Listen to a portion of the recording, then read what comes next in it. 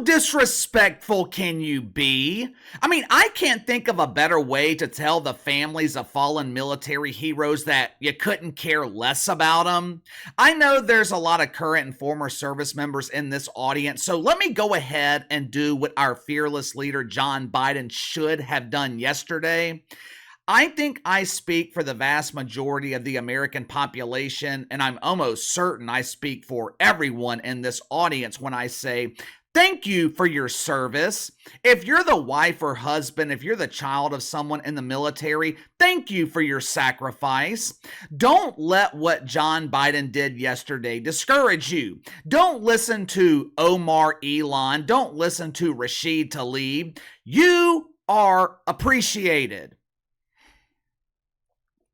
If you haven't already, make sure to like and subscribe. You can follow me on Twitter at KC_BTL84. There is an eerie silence this morning throughout the mainstream media. Well, KC, that's not true. The mainstream media is all over the captivating trial of O.J. Bad. Yeah, networks like CNN and MSNBC, they are doing an excellent job covering a trial that no one cares about. They are criticizing the Trumper for having the audacity to fall asleep during court. The media, they are struggling to understand how Donald Trump could be so disrespectful, how he could be so uninterested in his own trial. They're also struggling to understand why you have no interest in this trial. If you want to gauge public interest in the painfully boring trial of the Trumper in New York City, just look at recent ratings at CNN. They're in the pooper. No one cares about this garbage except the mainstream media. But I thought it was ironic that the media is making such a big deal about Donald Trump falling asleep in court. He's not fit to be president. He's too old. Look, he can't stay awake in woke municipal court. It's ironic because I have yet to see a single woke media outlet publish an article about John Biden falling asleep during a ceremony honoring fallen veterans in our military. You know, the people responsible for defending the freedom that we are barely holding on to, the people who risked their lives so we could enjoy Memorial Day cookouts in the dangerous conditions caused by global warming that the rest of us just call summer, the people who sacrificed their lives so a doofus from Scranton, Pennsylvania could achieve his lifelong dream of destroying our country. Commander and doofus, he could not manage to stay awake. He could not find enough interest to keep his eyes open to honor those who gave him the privilege to be incompetent.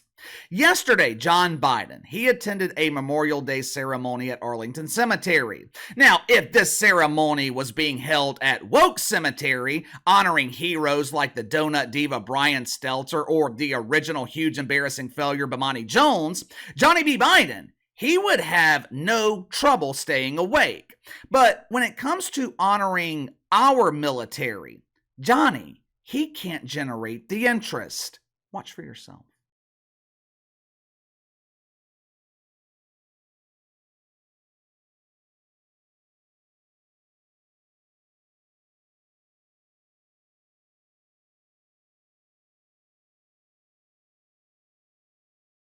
Now you got to remember, I'm pretty sure this event was held during the morning hours. Mornings are when most people are waking up. How many times have you heard someone say, I think I'm going to take a good morning nap? You will never hear me talking about taking a nap, period. Why? Because I'm not 9 months old and I'm not 984 months old like John Biden. I don't need a nap. Give me 6, maybe 7 hours of sleep at night. I'm good to go. How much more evidence do we need? John Biden is not fit to be president. I cannot think of anything more disrespectful to our military than what I just showed you guys. Why was he so tired at 9, maybe 10 o'clock in the morning? It's not like he is working long hours. He spends most of his time in the Delaware dungeon playing Dungeons and Dragons with his imaginary friends. This is one of the many reasons that leaders in the woke party, formerly known as the Democratic Party, this is one of many reasons that they are very concerned about the upcoming election. They are coming to the realization that they fucked up. They are coming to the harsh realization that handing this nomination to John Biden, it was a mistake. Well, Casey, that's not true. Deacons at Woke United Methodist, they are proud of their fearless leader. They are fully confident that the wrinkled man can beat the orange man. Oh, yeah? Headline at Politico: Dems in full-blown freakout over John Biden. Publicly, deacons at Woke United Methodist, they are fully supportive of John Biden and Cam Harris.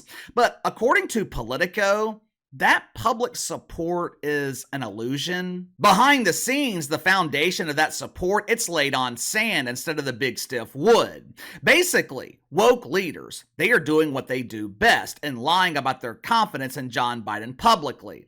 Privately, they are saying the same things that normal people are saying. This guy sucks.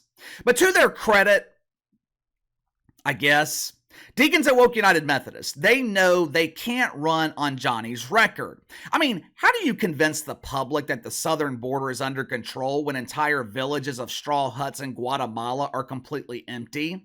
How do you convince legal immigrants, people who came to this country the right way, people who learned the language, the Spanish language?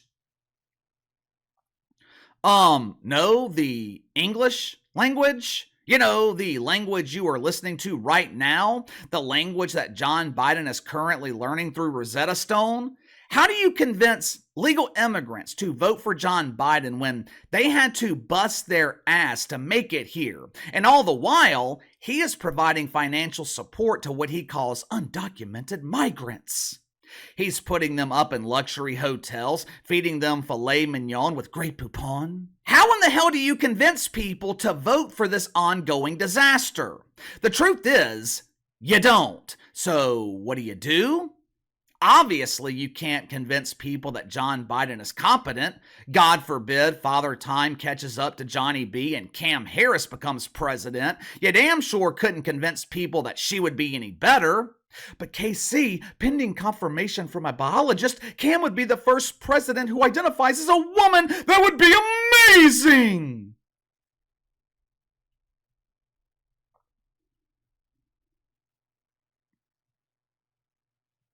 Can you imagine Cam controlling foreign policy? Mrs. President, there is unrest in Paris. What should we do? Oh, Paris. That is such a nice name. Paris, it's the name of my favorite Kardashian, Paris Hilton. Since they know they have chosen the wrong candidate, deacons at Woke United Methodist, they are going with the same strategy that they used in 2020. It's a strategy they have perfected, and it's a strategy that worked 4 years ago. Deacons, they are trying to get John Biden reelected based on fear. Fear is a very powerful motivator. During the summer of 2020, deacons, they exploited fear to get John elected. Now, this was during the midst of the Fauci lockdowns, the summer of love, where BLM was spreading their love to buildings in major cities with matches and kerosene. Most people just wanted things to return to normal. Remember the imaginative slogan they came up with for John Biden? We know for damn sure he didn't come up with it himself, but remember that clever slogan? I'll return us to normal. Build back Biden. I mean better. This year, the deacons had to tweak that strategy a little bit. They can't run on Build Back Biden or Build Back Better because Johnny hasn't built anything in his 50 years in politics. John Biden has destroyed damn near everything he's touched, but he's never managed to actually build something. So they are trying to create fear. They are trying to create this pretend threat that Donald Trump will end democracy. They are banking on the fact that you think our federal government is a democracy when it's actually a republic. So if Trump were actually a threat to democracy, he wouldn't really be a threat to America. But they're using celebrities like Robert De Niro to create fear in potential voters. Earlier this morning, Robert De Niro, he was speaking in New York City. Now, this dude's one of my favorite actors. As longtime viewers of this channel know, I am obsessed with the mafia. Robert De Niro, Joe Pesci, they have been involved with classic mob movies. Just the other day, I rewatched Cape Fear. Excellent movie with an amazing performance by Robert De Niro. But when it comes to politics, me and Bobby D, we don't agree. Earlier this morning, he tried to scare voters into re-electing John Biden. Watch for yourself. Even these people over here are it's kind of crazy. It's really crazy, and this thing, Donald Trump has created this. He should be telling them not to do this, but he's just, he wants to sow total, he wants to sow total chaos. The only way to preserve our freedoms is to vote for Joe Biden for president. Really. We don't have a choice. I understand why Robert De Niro joined the Biden campaign. Bobby and Johnny, they have a lot in common. They are both well past their prime and they both struggle speaking into a microphone. You just heard it yourself. This is the strategy they are choosing to go with. The only way to hold on to our freedoms is to vote for John Biden. It's weird because they never explain what freedoms that Donald Trump will take away. Well, KC, what about the COVID lockdowns? Yeah, I was pissed with Trump over the lockdowns. I think that was the biggest mistake of his presidency, listening to Aunt Fauci. But if you remember, the cities and states that were locked down the longest, they all happen to be Democrat. They are hoping fear will be a big enough motivator to convince people to vote for 4 more years of misery. There's just one problem, one tiny problem.